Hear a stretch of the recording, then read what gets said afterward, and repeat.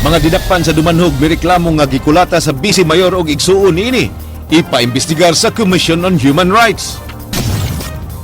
Mag-live-in partner gidakop tungod sa cyber pornography, mga minor de edad ilang mga biktima. Mandawi City nang himakak nga pamulitika ang pagpahuwat sa mga senior citizens sa pagtapos sa pulong-pulong aron makadawat sa ilang financial assistance. Truck driver gipatay human milaban sa iyang amo nga gireklamo.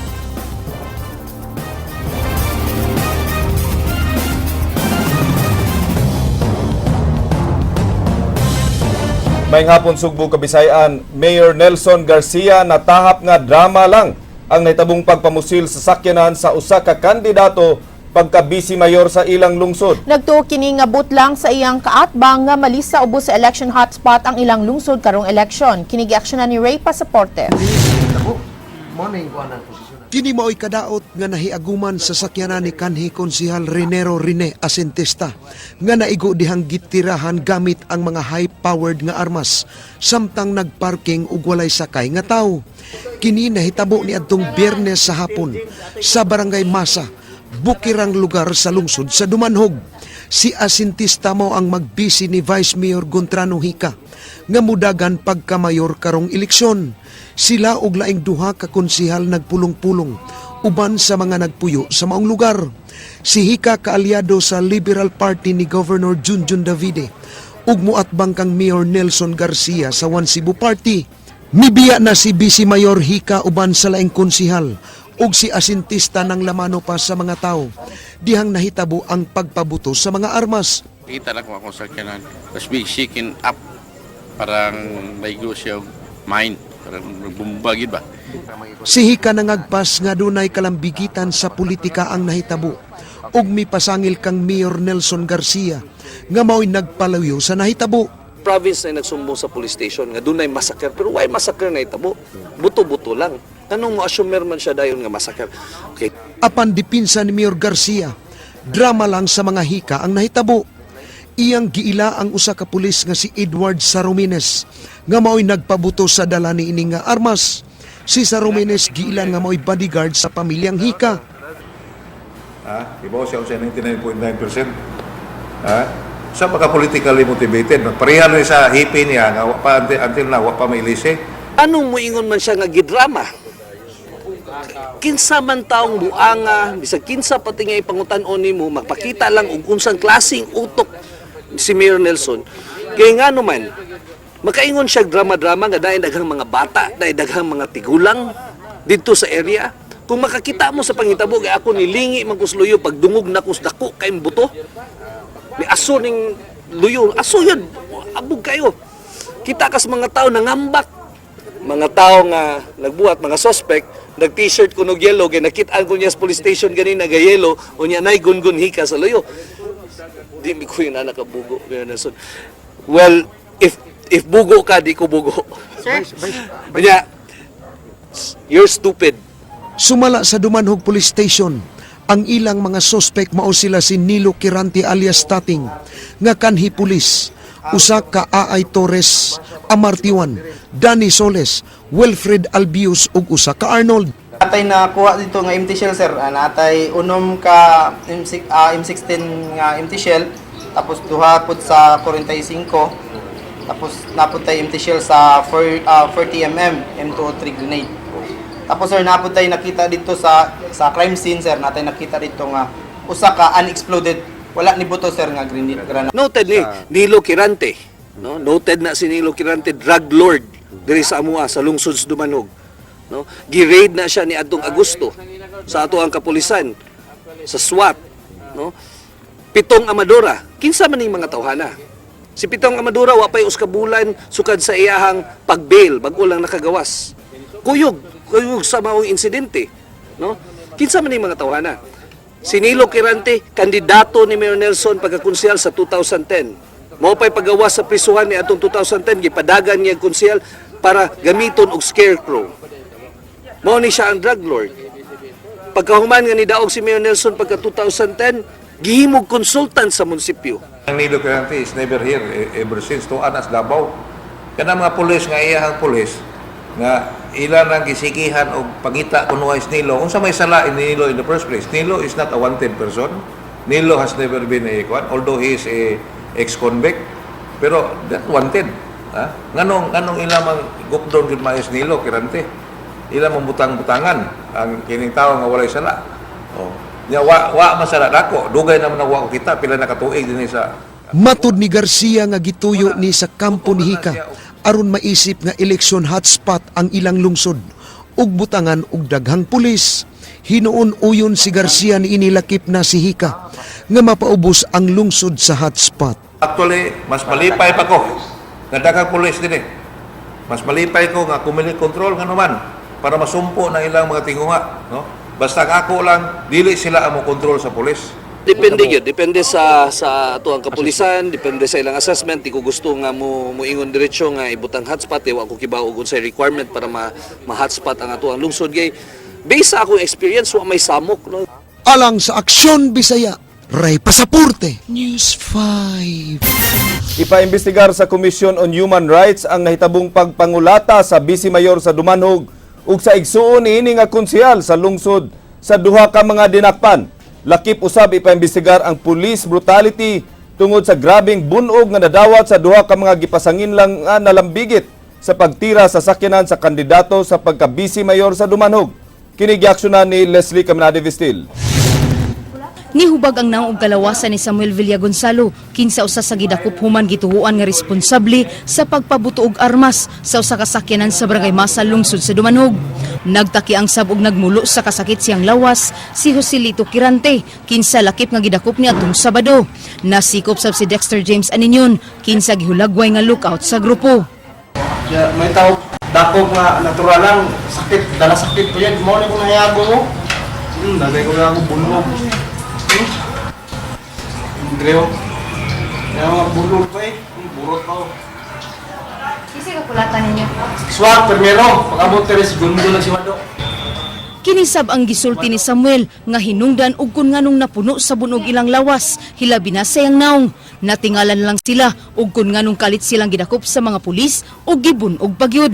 Samtang sulod sa selda sa police station, gipagawa sila aron pikturan apan wala magdahom nga apil di ay ang kulata gikan ni Vice Mayor Gungun Hika ug sa igsuon ining si Konsyal Wado Hika. Gihimakak sa mga dinakpan nga ila ang mga gipakitang ebidensya tud kay wa man gani sila masayod kung unsa ang ilang sala. Sinte man naman, baluan na itong nagkuhan sa masa. Hindi may nag-imuha na yun. Dito rin mo sa bukid yun. Wala may kamaluan ng salita buwa. Dito lang lusog doon sa muang baryo. Muna, gidakop nila. Tingnan na lang ko sa mong sala. Gani. Wala sila yung ano yung silbi mo naman na eh. Huwag sila yung tatungod ko mo dapat mo guro eh. Di rin nagulmi, dakop nagulmi. Patawag mo na lang, paggawas mo na. Ingon sila nga, picturean mo eh. Picturean ako nga, kulata mo yung giha. Kaya ako nun. Plano karon ni Dumanhog Mayor Nelson Garcia nga ipaimbestigar sa Commission on Human Rights ang nahiaguman sa mga gidakop.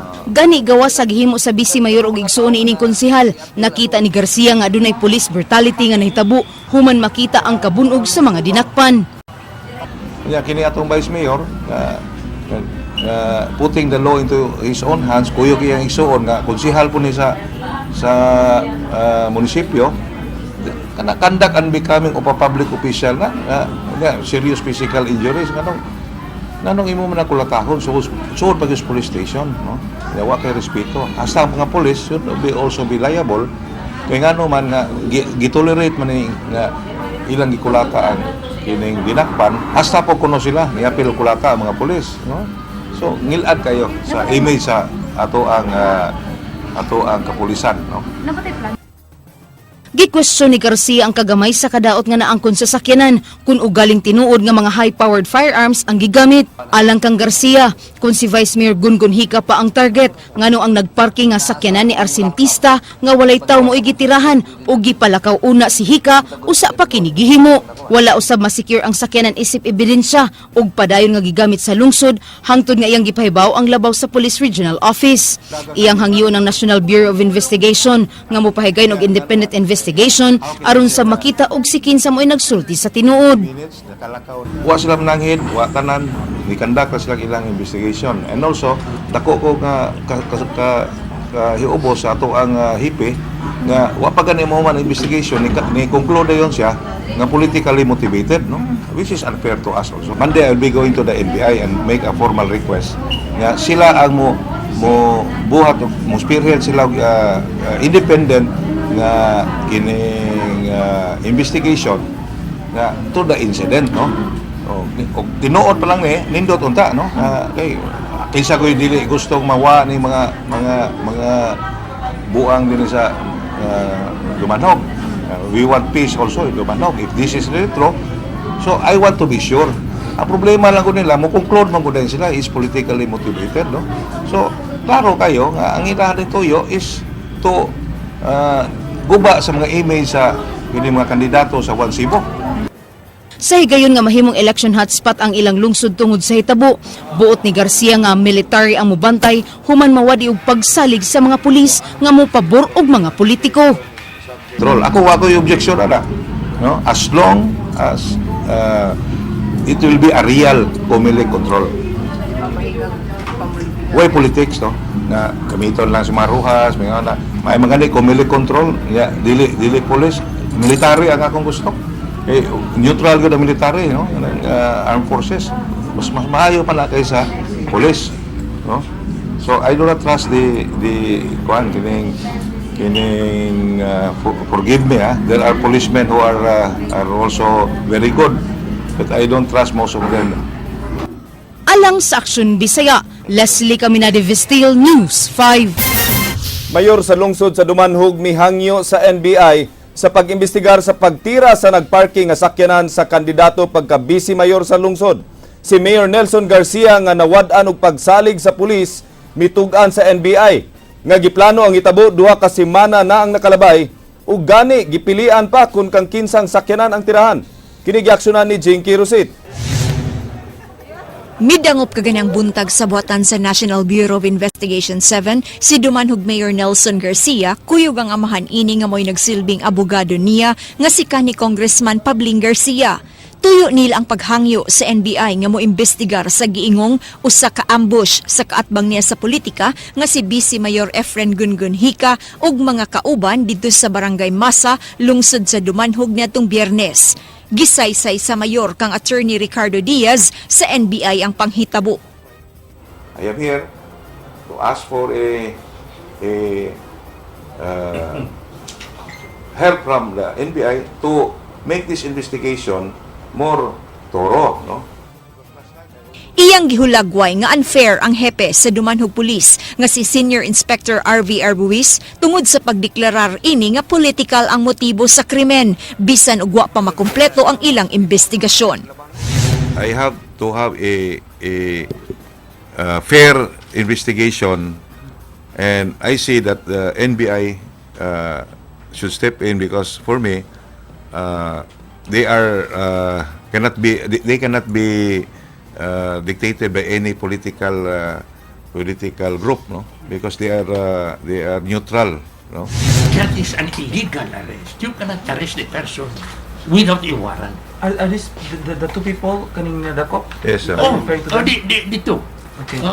The following day, under the law, under the rules of court. Gihimakak ni Nelson Garcia nga may kalambigitan siya sa nahitabo o gibarugan ang nauna nila nga gipadayag nga stage drama lang ang tanan. Gani gitug-an niya sa NBI nga dunay nagpahibaw kaniya nga giplano sa kampo ni Hika ang gitawag nga ambush me duha ka semana sa wa pa ang hitabo. And then in fact the Vice Mayor was saying daw na do not hit my car because my car is brand new na bara, no. So his vice mayoralty candidate Rene Asintista offered his Pajero that it will be the one that will be hit by that whatever is the caliber that hit his car, no. Nakadawat sa bugtaho si Garcia nga plano siyang ipapatay sa mga kaatbang sa politika. Mao nga gitambagan sa NBI ang mayor sa pagkuha og security escorts nga mo'y mubantay kaniya. Gipasalig sa NBI nga muhimo sila og parallel investigation sa mong kaso ug miingon nga wa sila'y dapigan nga politiko. We will look on that, and since the knowledge has already been relayed to the mayor, we would like to advise him to do the proper security procedures to ensure that he will not be victimized by these plots. Naglaraw karon ang pamilyang Garcia sa pagpasaka og kasong administratiba batok sa pulis sa Dumanhog at tubangan sa Visayas Ombudsman. Alang sa Aksyon Bisaya, Jinky Rosit, News 5. Vice Mayor Hica sa lungsod sa Dumanhog nangayog police escort human sa naitabo nga pagpusil sa sakyanan sa iyang kandidato pagka vice mayor. Matud ni Hica gamito na sad ni Mayor Nelson Garcia ang mga suspect karong election kung dili kini madakpan. Kinigiaksyonan ni Ray Pasaporte. Nibisita kaganihang buntag si Dumanhog Vice Mayor Gontranong Hica sa buhatan ni CPPO Director Senior Superintendent Noel Guiliamac. Si Hica nangayo og police escort human sa nahitabo niadtong Biyernes sa Barangay Masa. Diin gipaula nagbala ang sakyanan sa iyang running mate nga si Renero Asintista. Matud ni Hica daghan na siya og hulga nga nadawat sa dihang nahimo siyang acting mayor. Sulod sa 6 ka buwan tungod sa iyang kampanya batok sa illegal nga drugas. Matud ni Hica, siya gyud ang target ni adtong Biyernes. Apan swerte lang kay nakabiya na siya sa lugar usa pa nahitabo ang pagpamusil. Ang luoy magod ni ining tanan panghitabo. Ang luoy ani ang ato mga kaigsunan. Siya unta isip mayor, dili unta niya i-judge diretso nga wa pagali siya kibaw, wa pagay niya makuha ang mga ebidensya, wala pagay mahuman ang investigasyon. Moingon dayon siya nga stage ang maong hitabo, drama, no? Kay kung siya mo'y nahitabuan ni adto, no? Pag naman sa kuha. Si Senior Superintendent Noel Guiliamac nagkanayon nga gikinahanglan pa sila muhimo sa security threat assessment. Iyang gitahasan ang intelligence branch aron pagsuta kung kinsa gyud ang target sa pagpamusil sa nagparking ug walay tawo nga sakyanan ni adtong Biyernes. We need to undergo a process, no, because we cannot just put a security detail sa iyaha. Gitun-an usab sa kampo ni Hica ang posibleng pagpasaka og kaso batok ni Mayor Nelson Garcia ug mga sospek sa pagpamusil.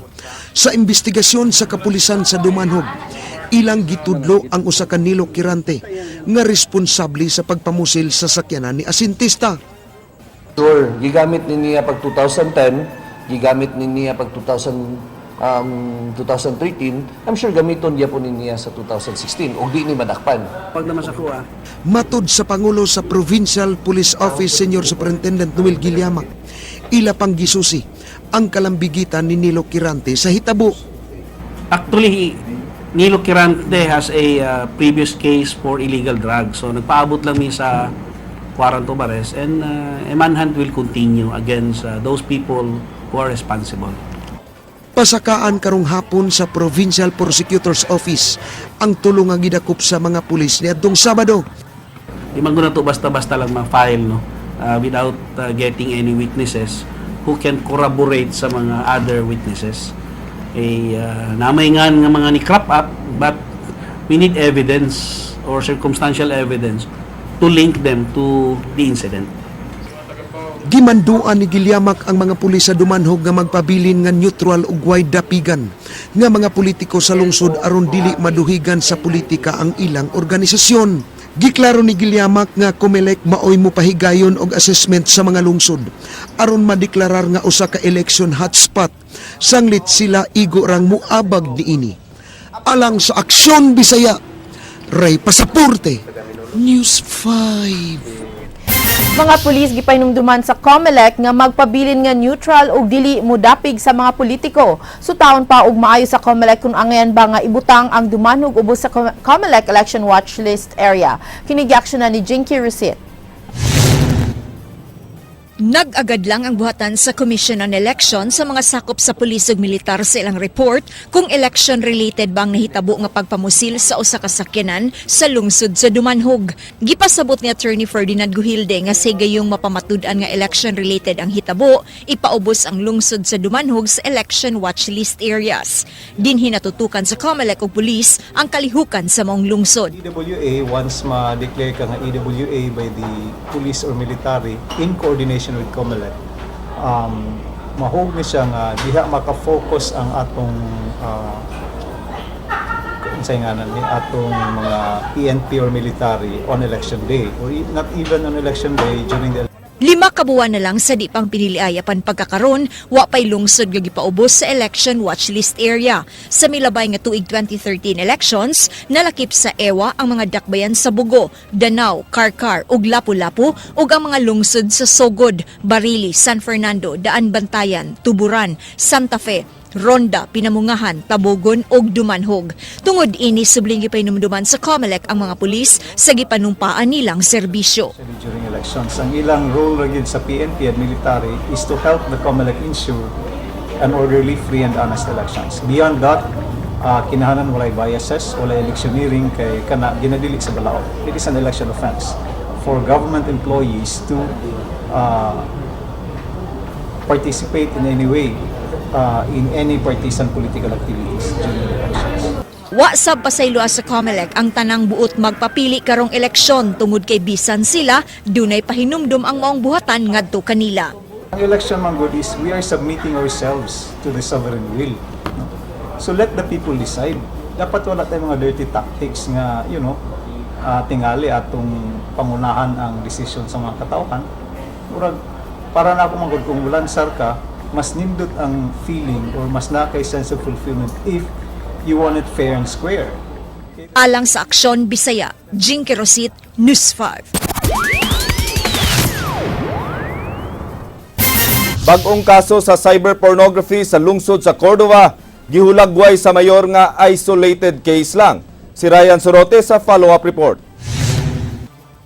Pero isolated case man Midepensa si Cordova Mayor Adelino Sitoy nga isolated case ang labing bagong kaso sa cyberpornography sa lungsod. Matud sa mayor, wa sila magkuwang sa pagpahimangno og pag-abag sa ilang mga konstituente nga labing nanginahanglan. Gani, hugot ang pagpatuman sa curfew sa lungsod og pagbisita ni Mayor Sitoy sa mga tunghaan. Gipamangnuan na usab sa lokal nga kagamhanan ang mga residente nga gimonitor na sila daan sa Homeland Security sa Estados Unidos.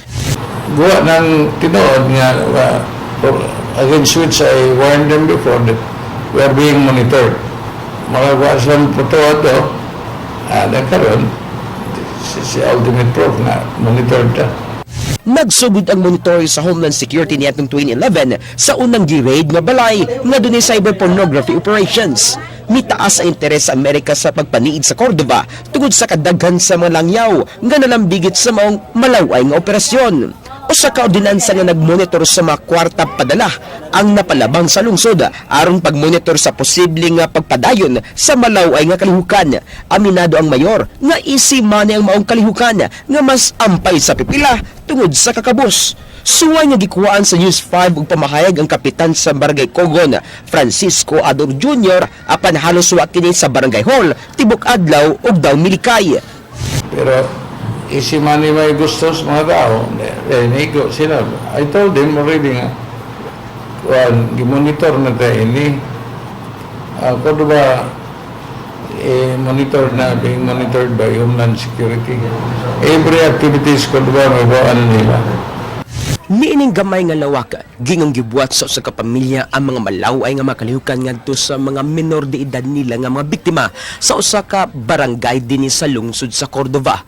Bugti sa gibuhat sa maong mga sospek sa mga biktima ang paggawa sa ilang pagkabata sa mga biktima.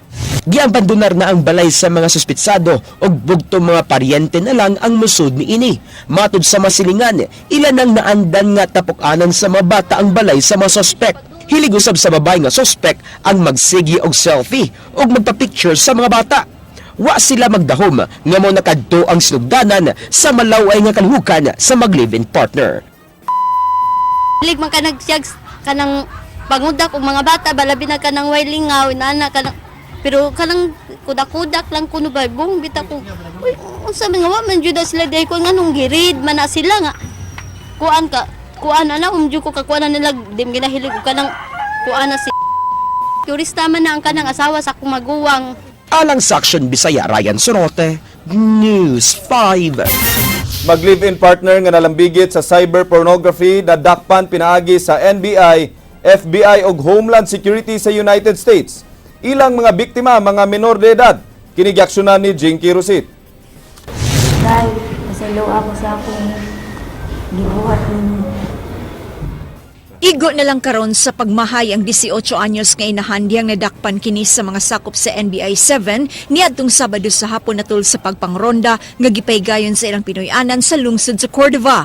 Si Janice dili tinuod nga pangan miangkon sa mga tigbalita nga siya mismo mo'y mikumbinser sa mga bata nag-edad 5 anyos ngadto sa 11 anyos nga maghubo atubangan sa kamera aron makakwarta siya gikan sa mga foreigners nga iyang kontak gawas sa nasod. Apan niadtong Sabado wa niya damha nga ang ka-chat niya nga nagpakaaron ingnon nga customer usa ka sakop sa US Homeland Security mao nga gihimo ang pagpangronda. Giangko ni Janice nga tungod sa kawadon mao nga nabuhat niya ang ingon. 2K. 2,000 pesos. Oo. Natagkuan. Matubang nimo. Katong bata, ilan man po to? 2K plus. 2K plus. Unsa ang pagpada? Kuan remittance. Remittance. Gibuhat mo to. Matud sa NBI nga maayo ang ilang koordinasyon sa Federal Bureau of Investigation ug US Homeland Security. Mao nga dali na lang karon nga matultulan ang mga den sa cyber pornography dinhi sa Sugbo. Gawas ni Janice, arestado sabang live-in partner niya nga si Diloy. Matud sa NBI, kasong qualified trafficking ang atubangon sa mga dinakpan, human na rescue ang 5 ka mga bata. In the long run, ang magiging trauma nito sa dilema sa bata, medyo mahirap kasi na-spread mo na yung yung mga pornographic materials na yon. Paglaki niya, yung family niya, yung anak niya o yung apo niya, baka makikita ito. Kasi ngayon innocent pa sila eh. Hindi nila alam. Alang sa Aksyon Bisaya, Jinky Rosit, News 5. Mga kapulisan sa syudad Subling gipahimangnuan sa hepe sa Cebu Police Provincial Office nga monitoron ang tagsa-tagsa nila ka mga lugar tungod sa subling pagsiaw sa kaso sa cyber pornography sa lungsod sa Cordova. Matod ni Gilyamak, di lang sa Cordova na itabo ang susamang kaso, sanglit na itabo sab sa ubang lugar sa probinsya sama na lang sa Bugo. Dugang pamahayag ni Gilyamak tungod sa panginanglan sa kwarta, di kalikayan nga dunay pamilya mapugos ug matintal sa pagsud niini, ilabi ang lugar nga dunay daghang langyaw nga mobisita. Lakip sa kampanya sa kapulisan ang pagpahigayon ug awareness campaign aron malikay sa pagsulod sa illegal nga kalihukan. Diin kasagarang biktima niini mga batang minor de edad. Tell my men, no, especially the Cebu Police, to be vigilant on this kind of modus operandi. It's not only happening in Cordova, but in some other places, like for example in Typhoon hit Yolanda, especially in the Port District. We need to be vigilant also because people are being exploited.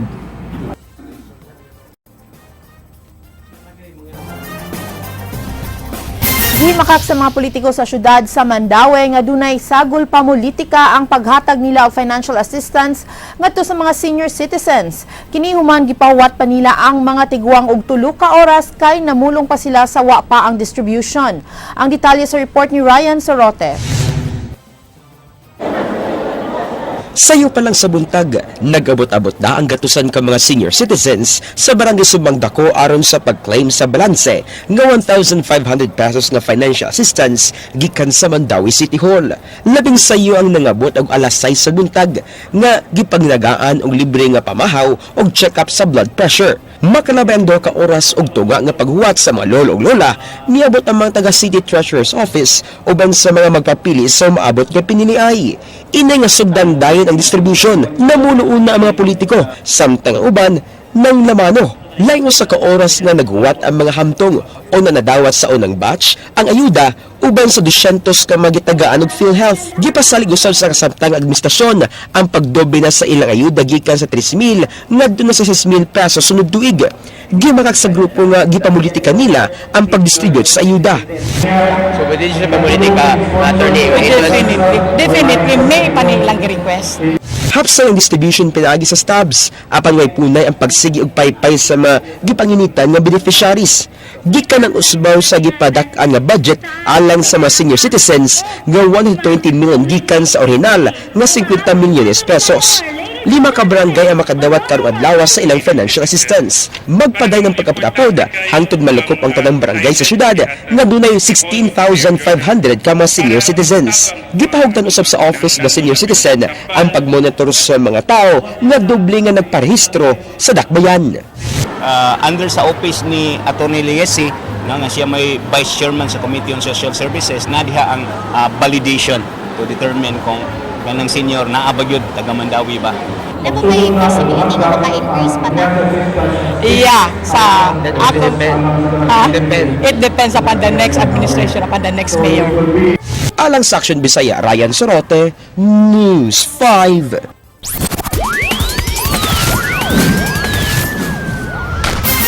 Trabahante nga milaban sa iyang amo nga gireklamo gipusil patay kini ang giaksyonan ni Leslie Caminada Vistil.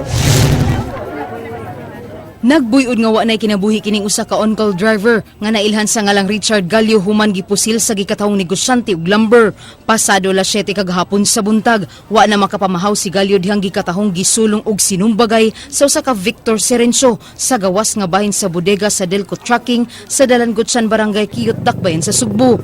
Matud pa sa higalan ni Gallo nga si Christopher Ranyin, kalit lang nga nagsinumbagay ang duha dihang nabisi sila sa pagpanghakot og mga kargamento pasulod sa bodega. Suway midagan si Gallo palayo ni Serencio, human makakita sa gibitbit ni ining armas, apan na corner kini diyang misod sa compound sa bodega. Ingon, naikuha na siya nga di sa ginagubot. Kinahakot mga anang mobalin nga mga amigo. Siya may driver na mo. Wala na, sakay ang bana. Magabot sa sawa, mo itong masigyaw-yaw. Nanaog ang bana. Sugat sa na siya kay makikstorya. Naganatanat, ito, nagsumbagay sa dua. Pag sumbagay, kita mo sa garmas ni sawak, indaga na siya. So, gukod mo niya diri. Ano siya? Diya sa natrap. Nga beginning, nga murag nagkatraso sila, nagipaligasan na nga nagwan ka ng Rowena Reyes, kana siya, Rowena Reyes Serencio. Kay kana siyang bayana, magsyapo man sad na siya, wako kabaw kung sa ilang kuwan, ako na siyang gibadlo nga ayaw lagi ana, char, pwede lang, ay na lang pag-drive, ana. Si Maria Chininsayson, may pasangil nga ang asawa sa sospek nga si Rowena Serencio, mo hinungdan sa tanan. Ang sospek nga si Victor Serencio ug ang asawa ni ini nga si Rowena, unang mireklamo sa kasaba sa mga truck nga magsulod og gawas sa bodega, bisan og lawom ng gabii. Ang biktima nga si Gallo, mipalit sa away siyang amo diyang gikumpronta si kini sa sospek, hinungdan nga napusilan kini. Karon gidumtan man kuno siya, nisulti siya nako nga kung mamatay man gani ko, way laing nagpatay nako, kana sila kay nibahad kuno nga ko latahon bisag asa ma kit siya. Baliwa lang sa taon nako kay amiga ba mi anang bayhan nagatuko nga dako kay siya grispito ba. Wa man day batasan. Iya man yung gipatay ang akong bana anang bayhana. Kanang sa iyang bana nga lag si Rowena Reyes kay nagpalaban man na siya anang Victor. Alang sa Aksyon Bisaya, Leslie Caminada Vistil, News 5. Paukato ang mga balita sa Aksyon Bisaya, ako si Glenn Soco. Mga balita nga pundasyon sa ligdong opinyon o konkretong solusyon, ako si Georgia Herrera. Bisan asa, bisan kanusa, kapatid. Kadilang kutob sa balita, Aksyon!